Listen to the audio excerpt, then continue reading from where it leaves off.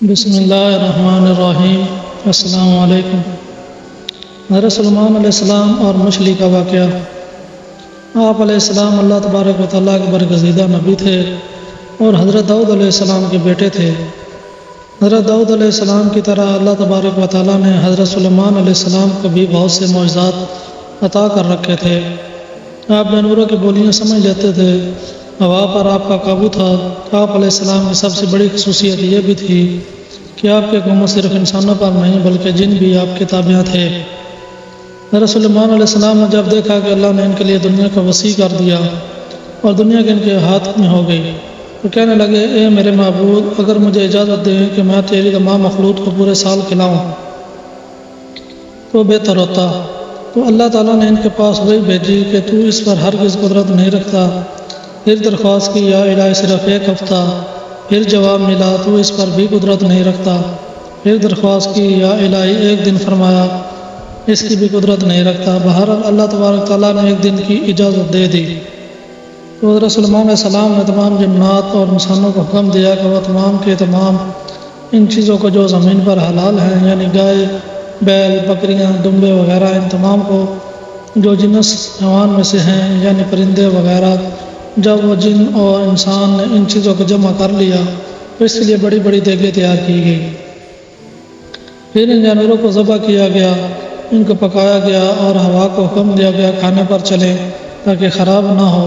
پھر کھانوں کو جنگل میں پھیلا دیا گیا۔ اس کا طول 1 مہینے تک مسافت کے برابر تھا۔ اس کا عرض بھی اتنا ہی تھا۔ پھر اللہ تعالیٰ نے حضرت سلیمان علیہ السلام کے پاس وحی بھیجی، اے سلیمان علیہ السلام، تو مخلوقات میں سے کس سے دعوت شروع کرے گا؟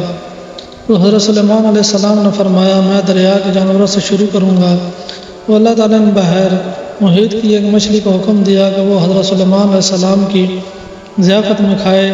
چنانچہ اس مچھلی نے سر اٹھایا اور کہا، اے سلیمان علیہ السلام، میں نے سنا ہے کہ تو نے ضیافت کا دروازہ کھول دیا ہے اور میری ضیافت تو کرے گا۔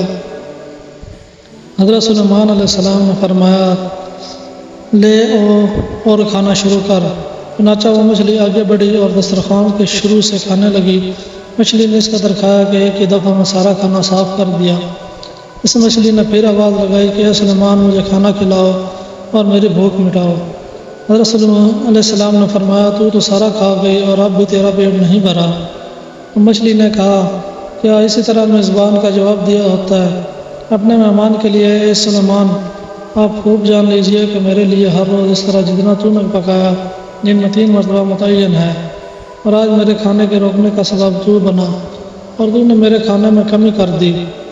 اس وقت حضرت سلیمان علیہ السلام کے سامنے سجدہ کرتے ہوئے گر پڑے اور کہنے لگے، پاک ہے وہ ذات جو کفارت کرنے والی ہے مخلوق کی روزیوں کے ساتھ، جہاں سے مخلوق جانتی بھی نہیں کہ کہاں سے آتا ہے۔ واقعے کا سبق، بے شک ہمارا رازق صرف اور صرف اللہ ہے، چنانچہ ہمیں صرف رزق اسی سے مانگنا چاہیے اور کبھی اپنی مال و دولت اور ورث، وزارت و صدارت کے بل بوتے نہیں انسان پر غرور کرنا چاہیے۔ میرے پاس اتنا مال ہے کہ منصب ہے، اس لیے مجھے رزق کے بارے میں پریشان ہونے کی ضرورت نہیں، بلکہ سب کچھ ہونے کے باوجود بھی اللہ سے مانگتے رہنا چاہیے۔ دعا ہے کہ اللہ تعالیٰ ہم سب کو اس واقعے سے سبق حاصل کرنے کی توفیق عطا فرمائے، آمین۔